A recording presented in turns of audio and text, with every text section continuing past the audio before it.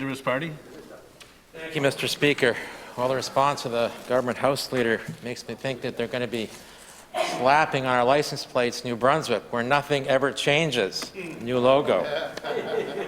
Since 1956. Mr. Speaker, it is extraordinary to me that despite all the discussions that have happened in LAC, all the discussions that have happened in public, and the fact that there's a motion, debatable motion around this on the docket paper that we can't get to because we're not sitting enough, that in the 2021, when other legislatures and the Parliament of Canada are effectively operating with a hybrid system so members can participate virtually, and we are stuck in the past here, is appalling. There is so much work to do, and it's not just the work of the Cabinet and the Premier of the executive branch. There are 6 private members' bills sitting before this House waiting to get the second reading debate. 6, all containing proposals for and ideas of how we can make New Brunswick better, improve the laws that are on the books or bring new ones forward.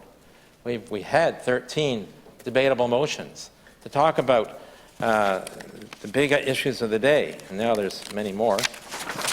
But issues like the state of the arts, of our artists during this pandemic, during this state of emergency in New Brunswick, about the mental health court, about affordable housing, around what's happening to the carbon tax revenue in this province and where it should go, about financial support for small business, about the need for high-speed internet for every New Brunswicker no matter where they live, motions about support programs for licensed daycares, motions around creating a standing committee on official languages, which the member for Kent North proposed some time ago, and the official opposition has been supporting all the way through. Motions around better protecting the rights of tenants, motions around better transparency and openness at LAC, and a motion to ensure that technology is adopted to allow virtual sittings in this House, Mr. Speaker. So these are the kinds of issues that are waiting to be debated.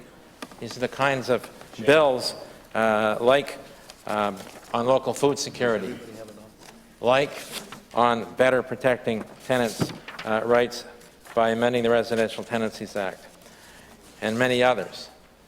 Mr. Speaker, that's just the good ideas and the kinds of solutions that private members are bringing forward. And by the way, Mr. Speaker, the private members who are new on the government side have the ability too to bring private members' bills forward if their Premier, if their leader allowed them to do so. Because in fact, in parliamentary practice, any private member can bring forward a private member's bill with a good idea, in an effort to improve the lives of New Brunswickers, Mr. Speaker, to improve the vitality of our communities, to better protect our environment. Any private member can bring such bills forward, but can any private member get those bills debated? Not when we don't sit sufficient number of days, Mr. Speaker. They never or rarely come forward because the time in this House has been so limited. If we go, as we should, to a virtual sitting, and there is no reason that initially a motion cannot be brought from this government with proper notice, that we can debate that and then agree to adopt it in this Legislative Assembly. We don't have to wait for PP Lock. But, Mr. Speaker, we have been waiting for PP Lock because it hasn't met since the election. Finally, the first meeting of PP Lock will be happening next week.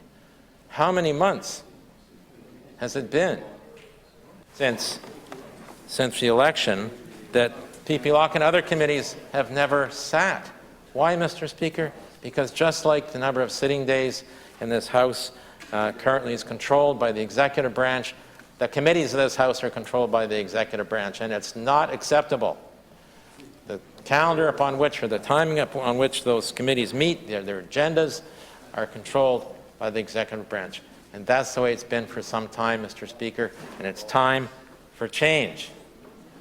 The motto on our license plate should say, New Brunswick looking to the future, not stuck in the past, where nothing changes. Mr. Speaker, the utility of enabling virtual sitting, if it was in place right now, would enable the enable members who can't get to the House to participate, whether they've had a personal tragedy or they're in a zone that they're not supposed to travel into Fredericton from because of the pandemic rules, or whether they are a recent parent and are taking some parental leave, paternal, whichever it is, that they still should be able to participate virtually in the work of this House as elected members, as representatives of their constituencies, as parliamentarians, Mr. Speaker.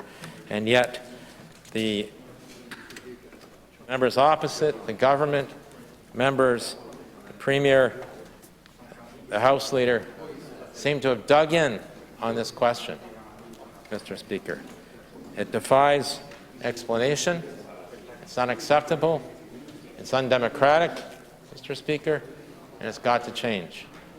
And I think, Mr. Speaker, what you're hearing from this side of the House, and we'll expect from the other opposition party as well, that we've got to change. So I want to thank the member of the leader, interim leader of the official opposition, for his intervention, for his comments. They're spot on, and I am asking the Premier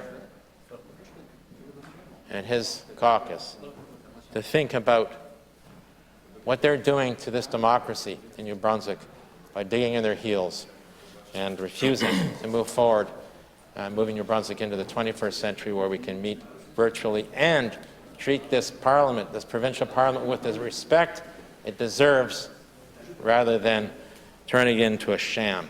Thank you, Mr. Speaker. The member for Fredericton Grand Lake and leader of his party.